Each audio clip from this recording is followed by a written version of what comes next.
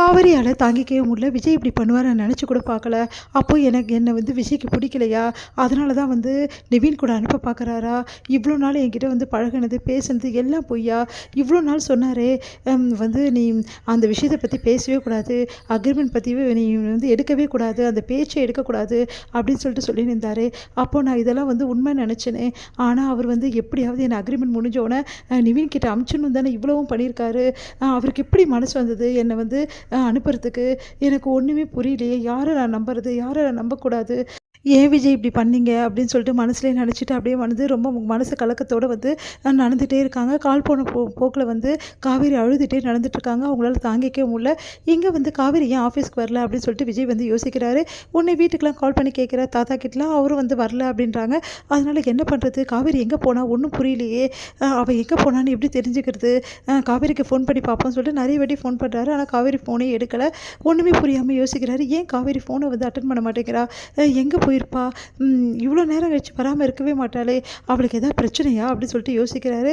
சே அப்படிலாம் எதுவும் இருந்திருக்காது, வந்துடுவா ஆஃபீஸ்க்கு அப்படின்னு சொல்லிட்டு விஜய் யோசிக்கிறாரு. ஆஃபீஸில் வேலையே ஓடல விஜய்க்கு. இவ்வளோ நேரத்துக்கு அவள் வந்திருப்பாளே, வந்து நம்மளை வந்து பேசிகிட்டு இருப்பாளே நம்மக்கிட்ட.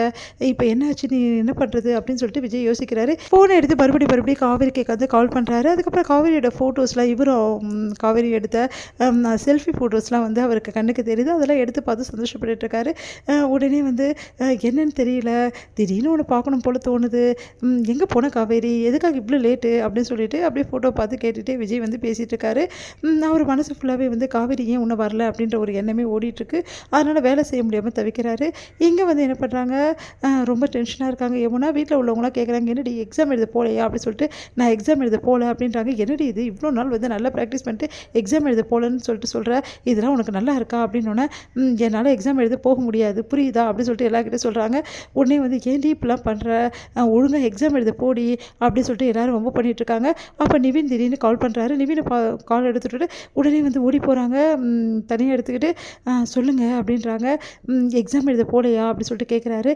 இல்லை நான் போக மாட்டேன் அப்படின்னோடனே, ப்ளீஸ் யமுனா எனக்காக கொஞ்சம் எக்ஸாம் எழுத போ, எதுவாக இருந்தாலும் அப்புறம் பேசிக்கலாம் அப்படின்னோடனே, இங்கே பாருங்கள் நீங்கள் தான் உங்கள் மனசில் உள்ள சொல்லிட்டீங்கல்ல, இதுக்கப்புறம் என்ன பேச வேண்டியது இருக்குது அப்படின்னு சொல்லிட்டு சொல்கிறாங்க.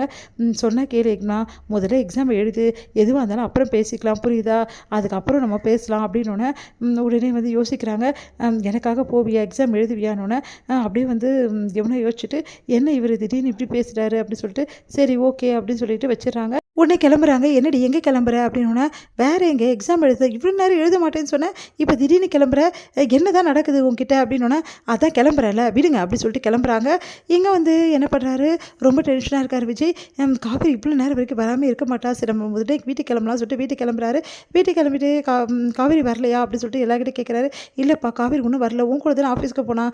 இல்லை அவர் வேறு ஏதோ வேலை இருக்குன்னு போனாலே அப்படின்னு சொல்லிட்டு, சரி இருங்க தாத்தா அவங்க வீட்டில் போய் பார்க்குறேன்னு சொல்லிட்டு காவேரி எல்லா இடமும் வந்து விஜய் வந்து தேட ஆரம்பிக்கிறாரு.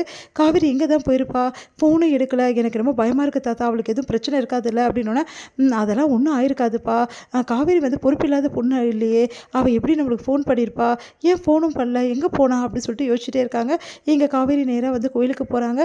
கோயிலுக்கு போயிட்டு சாமி கிட்ட கேட்குறாங்க, என்ன தான் நினச்சிட்டு இருக்க நீ, ஏன் என் வாழ்க்கை இப்படி வந்து ஆக்குற, நான் என்ன பண்ணேன் சொல்லு, உனக்கு என் அப்பாவை என்கிட்டேருந்து பிரிச்சுக்கிட்டேன், நான் வந்து விரும்பினேன், என் காதலை என்கிட்டேருந்து பிரிச்சுக்கிட்டேன், சரி ஓகே அப்படின்னு சொல்லிட்டு இப்போ என் கல்யாண வாழ்க்கையை என்கிட்டேருந்து பிரிக்க பார்க்குறியே, இது நியாயமா அப்படின்னு சொல்லிட்டு சாமியை கேட்டு கதறி கதறி அழறாங்க. அவங்களால தாங்கிக்கவே முடியல. அப்படியே சாமியே பார்த்துட்ருக்காங்க. நான் இதுக்கப்புறம் என்ன முடிவு எடுக்கணும், நான் வந்து இந்த உலகத்தில் இருக்கணுமா வேணாமா நீயே சொல்லு அப்படின்னு சொல்லிட்டு அப்படியே பார்த்து சாமியை பார்த்து கேட்குறாங்க. காவேரி அழுதுகிட்டே இருக்காங்க. அவங்களால தாங்கிக்கவே முடியல. அப்படியே சாமியை பார்த்துட்டு அப்படியே வந்து உட்காந்துருக்காங்க. சொல்லு சொல்லுமா நான் என்ன பண்ணணும் அப்படின்னு சொல்லிட்டு சாமி பார்த்து கேட்டுகிட்டே இருக்காங்க. உடனே வந்து அங்கே வந்து கோயில் அர்ச்சகர் வராரு. அவர் வந்து என்னம்மா என்னாச்சு, ஏன் இப்படி இருக்க அப்படின்னோடனே, ஒன்றும் இல்லை அப்படின்னு சொல்லிட்டு அப்படியே பார்க்குறாங்க. உனக்கு என்ன கஷ்டம்னாலும் கவலைப்படாதம்மா, எல்லா கஷ்டமும் தீர்ந்துடும், உன் பிரச்சனை எல்லாத்தையுமே வந்து இந்த அம்மன் கிட்ட விட்டுரு, கண்டிப்பாக வந்து இவ தீர்த்து வைப்பா அப்படின்னோடனே, என் பிரச்சனை வந்து தீர்க்க வேண்டிய பிரச்சனையே கிடையாது சாமி அப்படின்னு சொல்லிட்டு சொல்கிறாங்க. அதை கேட்டு அர்ச்சகர் வந்து கவலைப்படாதம்மா, தீர்க்க முடியாத பிரச்சனை எதுவுமே கிடையாது அப்படின்றாரு. யோசிக்கிறாங்க காவேரி. தர முடியுது.